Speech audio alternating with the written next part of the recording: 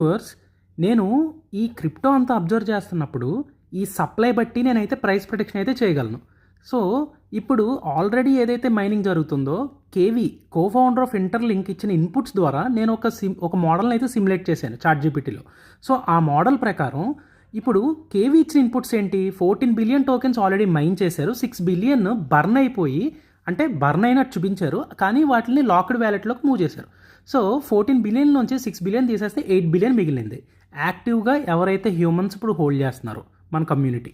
So ఇప్పుడు next December 31 వరకు ఈ 3 క్వార్టర్స్ ఇంకా మైన్ చేస్తే 5 బిలియన్ టోకెన్స్ అయితే యాడ్ అవుతాయి. ఎట్లా యాడ్ అవుతాయి? ప్రతి వీక్కి 100K యూజర్స్ ఆన్ బోర్డ్ అవుతాయి. దాని ప్రకారం 5 బిలియన్ టోకెన్స్ మైన్ అవుతాయి డిసెంబర్ 31, 2025కి. In the same way 12 billion tokens March 2026 కల్లా మైన్ అవుతాయి. సో ఇప్పుడు ఆల్రెడీ పైన ఉన్న దాని ప్రకారం చూసుకుంటే 42.8% బర్న్ అయిపోయి లాక్డ్ వ్యాలెట్లోకి వెళ్ళిపోతున్నాయి. సో ఆ ప్రకారంగా చూసుకుంటే చివరికి ఈ బర్న్ అయిపోయినవి అయితే స్టెప్ 1లో చూపిస్తున్నాను చూడండి. అండ్ యాక్టివ్గా మిగిలిపోయే అయితే ఇవన్నమాట. ఈ యాక్టివ్గా మిగిలిపోయిన వాటికి 8 బిలియన్ కలపాలి. సో దట్ మనం 8 బిలియన్ కలిపితే సో టోటల్ 10.86 బిలియన్ ఏమో డిసెంబర్ 31కి అవుతుంది. అండ్ మార్చ్ 31, 2026 ఏమో 14.86 బిలియన్ అవుతుంది అనమాట. సో ఇప్పుడు మీరు చూసుకుంటే ఆల్రెడీ వాళ్ళు Q4 అప్డేట్స్ నేను ఆల్రెడీ ఇచ్చాను, నేను కింద రిలేటెడ్ వీడియోలు ఇస్తాను. సో డిసెంబర్ 31 ఈ క్వార్టర్ లోపు వాళ్ళు మనకు ఖచ్చితంగా ఐటీఎల్ రెండు డిస్ట్రిబ్యూట్ చేసేస్తారు. సో 10.86 బిలియన్ టోకెన్స్ అయితే మోస్ట్లీ ఇందులో వెరిఫైడ్ ఐటీఎల్జీ ఏంటన్నది చూసుకుని యాక్టివిటీ బట్టి మనకి ఇచ్చేస్తారు. సో మోస్ట్లీ ఒకవేళ 10.86 అప్పుడే కనుక లిస్ట్ అయిపోయింది అనుకోండి, జనవరి ఫిబ్రవరి కల్లా లిస్ట్ అయితే ఈ మిగిలిన కొత్త ఆన్బోర్డెడ్ యూజర్స్కి ఇంకా వెరిఫైడ్ ఐటీఎల్జీ రావడం లేట్ అవుతుంది. సో దట్ 10.86 బిలియన్తో మనం లిస్టింగ్కి వెళ్ళిపోతే హాఫ్ ఆఫ్ ద పీపుల్ తీసేశారు అనుకుందాం. సో 5 బిలియన్ అయితే యాక్టివ్ సప్లైలోకి, సర్క్యులేటింగ్ సప్లైలోకి, ఎక్స్చేంజెస్లోకి వచ్చేస్తాయి. సో ఆ ప్రకారం చూసుకుంటే ఒక ప్రైజ్ ఉంటుంది.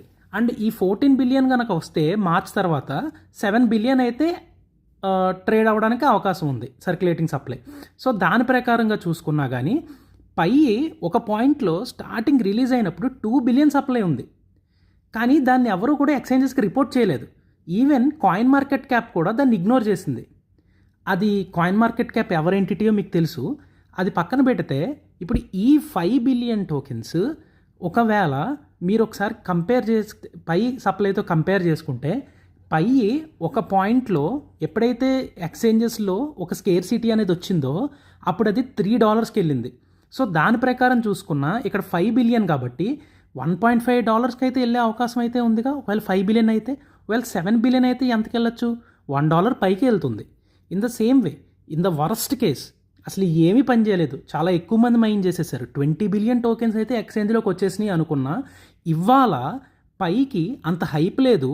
కాకపోతే స్టిల్ కొంత కమ్యూనిటీ అయితే నమ్ముతుంది దాన్ని, ఎందుకంటే వాళ్ళ ఫౌండర్స్ మీద ఉన్న నమ్మకం అలాంటిది.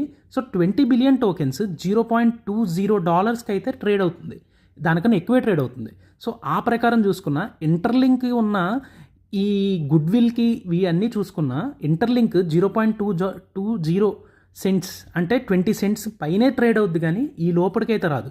సో మనం ఫ్రీగా కూర్చుని బటన్ నొక్కినందుకు 20 సెంట్స్ ఇస్తున్నాడు ఒక్కొక్క టోకెన్కి, అంటే చాలా మంచి ప్రాజెక్ట్ అనే చెప్పాలి.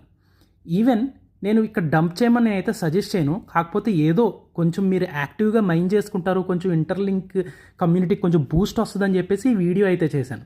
ఒకవేళ ఈ ప్రైస్ ప్రిడిక్షన్ కరెక్ట్ అవ్వచ్చు, రాకపోవచ్చు, కాకపోతే చాలా రియాలిటీకి అయితే దగ్గరలోనే ఉంది కదా నేను చెప్పింది. ఒకవేళ మీకు రియాలిటీకి దగ్గరలో ఉందనిపిస్తే నా ఛానల్ సబ్స్క్రైబ్ చేసుకోండి. నేను ఇంకా ఇంటర్లింక్ గురించి నేను ఇంకా చాలా అప్డేట్స్ ఇస్తాను మీకు. Thank you all.